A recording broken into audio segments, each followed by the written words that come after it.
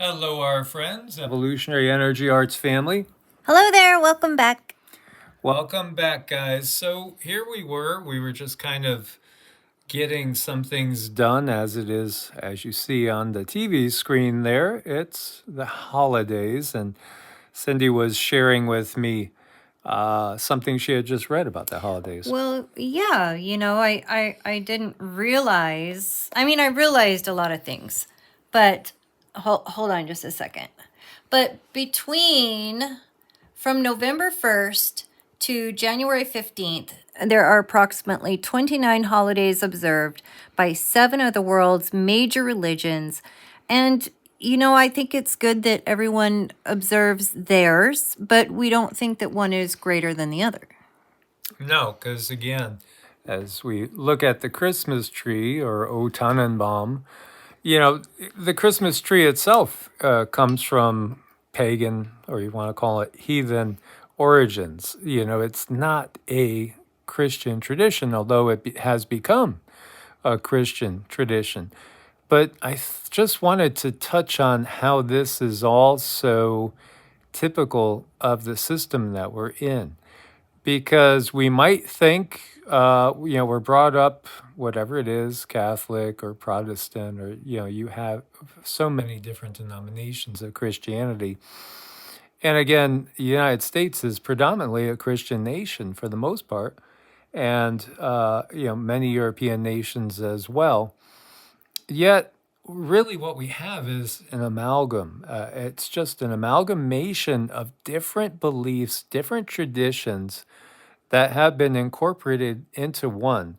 When you look, and I was just looking up the definitions of heathen and pagan, and they change over time. Everything changes over time. This is part of the system. This is a huge part of the system. Oh,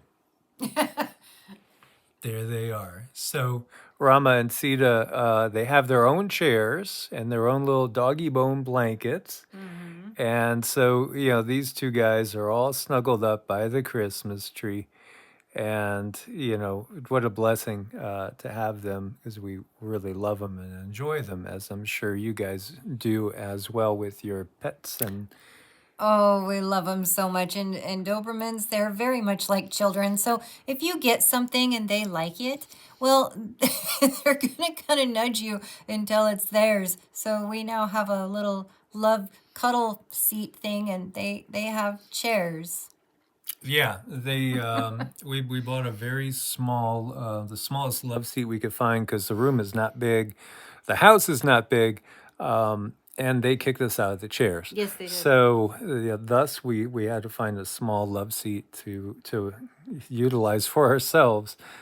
Oh boy, they are like kids too, because Rama wakes you up in the morning because he wants to play ball. So as soon as the light of the sun starts coming out, he's coming by the bed and he's starting to cry.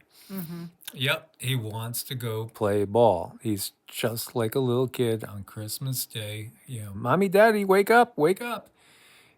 All these traditions that are so rooted with us, they again, in many ways, I feel that they have merged, and yet they've survived the test of time, and perhaps the test of many different resets, and perhaps even some great resets. It's called the Fortress of Lu, Lugh. He does a really good job covering how these traditions, myths, legends develop and morph over the ages. And he's one that I've been subscribed to for a while, and then somehow got unsubscribed to. And when you're looking to Santa Claus, Santa Claus is a modern, or more modern day amalgamation of, the Oak King, the Holly King, the Winter King. All these different beings from different cultures have all gotten mashed up and turned into one modern, or relatively modern, new creation.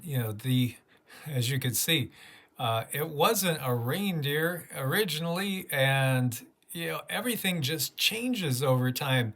unfortunately, most people don't realize this. They think all this is something that's always been of just one tradition because that's what they're brought up with.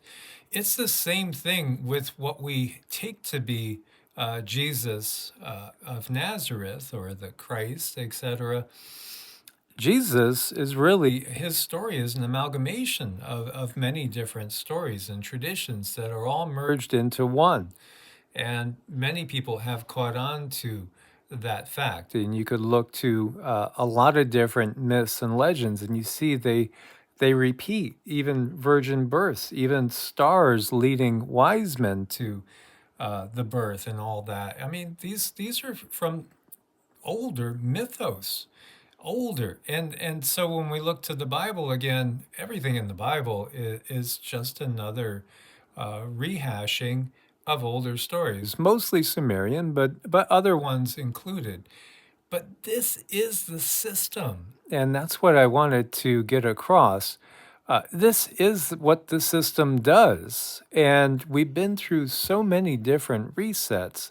When we look at words changing, originally, what was the word heathen? And now, if you look at it, it's somebody that doesn't follow mainstream religious beliefs, basically the same as pagan. But heathen originally comes from those that are gathered around a hearth or a fire, and those that dwell out into the countrysides. And it's hitting me, the heathen are the ones that are trying to escape the resets because they're living out there away from the cities, they're living out there away from the system. And I think about who was the real Yeshua, Jesus. And many scholars would say that he was actually more than likely an Essene. And the Essenes were thought to be a group of radicals. Why were they radicals? Why were they extremists? Because they lived outside of society, because they recognized society was tainted. And the system, even of that day, however long ago it was, whether it really was 2,000 years or 1,000 years or more, we really don't know for sure because everything is constantly being rewritten. It truly, truly is. Definitions of words are constantly being changed. They're being revised and updated. So when you have a word that was used by your parents and then you use it, they might look at you strangely. Your kids might say something, and if you're of our age, grandkids might say something, and you might not understand what they're talking about.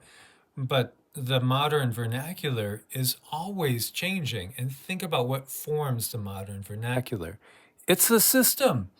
Because again, we're picking up on things that are being broadcast all around us all the time.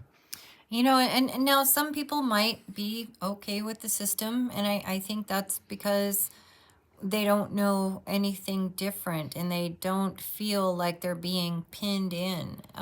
They look around, and for them, there's enough variety of whatever for them to continue to flow and go with whatever the mainstream wants to do, and that's okay. But it's something that I find really strangulating because I can't be myself. I can't say how many times I felt guilty for being so curious about tarot cards or astrology or shamanism or mediumship. I just felt I was awful, and I don't think that's fair. People should never feel bad about their curiosities or their origins, and I guess that's why I don't like the system. Plus, I don't want to be trapped, and I don't want to be beholden, and I don't want to have to do what other people say. I did that long enough. Yeah, absolutely. So, if you look at us, hey, those guys actually have a Christmas tree. There's presents under the Christmas tree. Well, I got to be honest with you guys. All these presents are one person, Yes. and that's our Mama Jan. And so Mama Jan is somebody that the guides work with, and we hear the same guides. We have exactly we have this direct line that kind of connects us. Hmm. And so she's been a blessing to us for years, and it has always looked out for us and honestly spoils us because this is all from Mama Jan. And so we thank her and send her a lot of love. Thank you, because you have been our Santa Claus.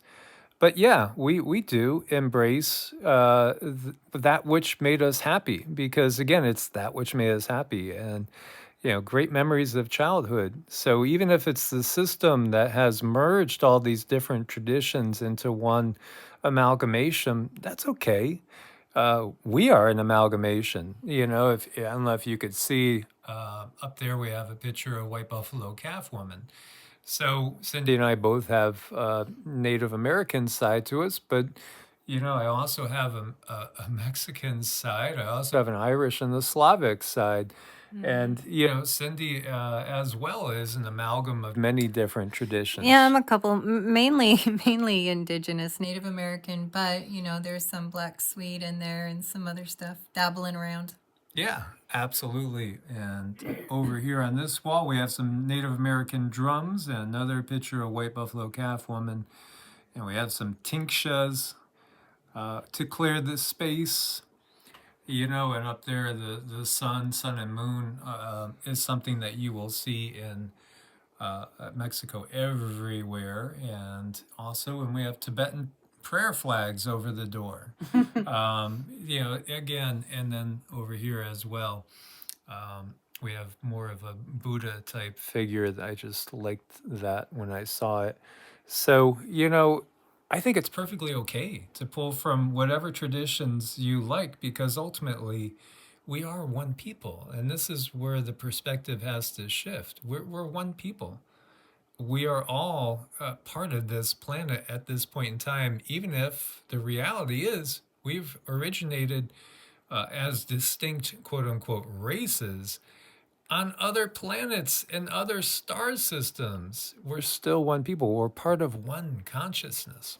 Well, we came here to be part of planet Earth. We came here on a mission, and we came here to work with one another, and we just need to do the best job we can and make this holiday yours. And if you don't have family, turn to your pets. I got the babies a little stocking. I'm not gonna, I wanted to talk to you guys, I'm not gonna put any rawhide is really not good. I did have a pup who I did feed him rawhide, and the poor baby lost like all of his hair off of his tail. That stuff is really bad for them. So I got my own, and then I got them the safe type of chewies.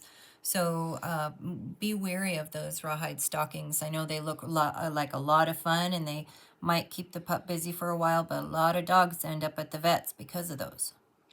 Yeah, absolutely.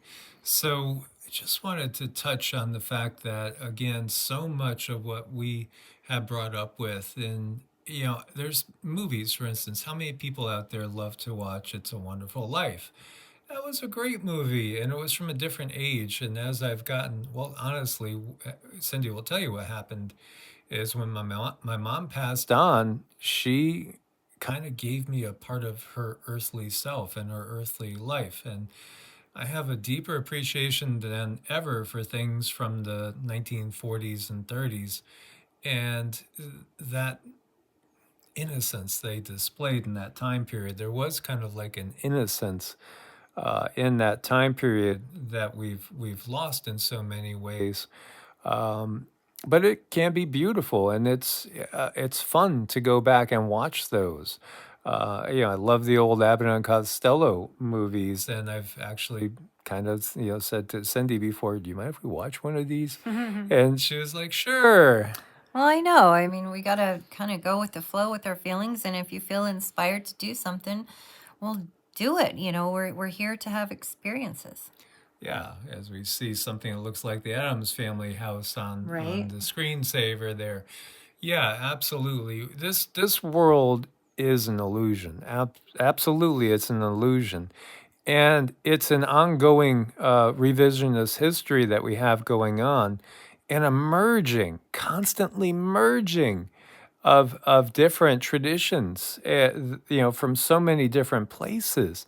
When we talked about Yeshua, Jesus, so much of his story is based on all these other stories. And we could look at so many different beings that we could see taken, he is taken from. Yet there was a real Yeshua, even though some of the story, yeah, you could find some synchronicities there, to say the least, with Dionysus, with Bacchus, with Demuzid, with Mithras. And the reality is, Mithras was an extraterrestrial, is still an extraterrestrial, actually drives a spaceship.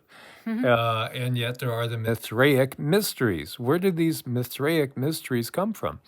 Well, again, they come from him, and that, many of these quote unquote gods are just extraterrestrials, but they are extraterrestrials that we've been introduced to over various different eras and ages, and some more benevolent than others. So whether you're talking, Odin or Thor, and gosh, it goes on down the line. If you're talking about Inanna, why does she have very bird-like feet?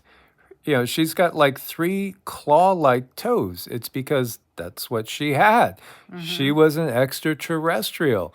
In fact, if you looked at her skin, it was as if you had plucked a chicken and there was no feathers. That's what her skin was like, kind of that avian reptilian type thing. Yes, not we wouldn't find it attractive anyway. No, but again, Inanna is another goddess that we would associate with the Anunnaki, and yet sometimes they will merge her and say, well, Inanna, Astarte, Asherah, and Isis are all the same, and no, they're not. They're not all the same, and in fact, we are again talking about totally different time periods too, but they all get merged together. So when we talk about when did St. Nicholas come about, and we talk about the earlier predecessors like the Oak King, the Holly King, Mr. Christmas, Captain Christmas, whatever you want to call them, these are all, and sometimes, and sometimes they are converging timelines where you will find the myths are going on in just different areas at the same time. Sometimes one myth precedes another and it gets blended in as we find these stories over and over again. You can look at them as archetypal forces, and there are those that will go the route of turning everything into astrotheology and it's all archetypal forces, in which case then I think we're missing some of the real reality there, because many of these beings are very real, and are distinct personalities and are still around to this day, although not necessarily here on planet Earth. No, no. So, again, things are not as they are made out to be, and it does pay to look deeper, and it does pay also to feel into something and see what you're feeling. And again, as is the case with everything in life, take what resonates and discard the rest. Enjoy this time of year. Make it yours. Make it yours. Absolutely. As always, guys, much love. Namaste. Namaste.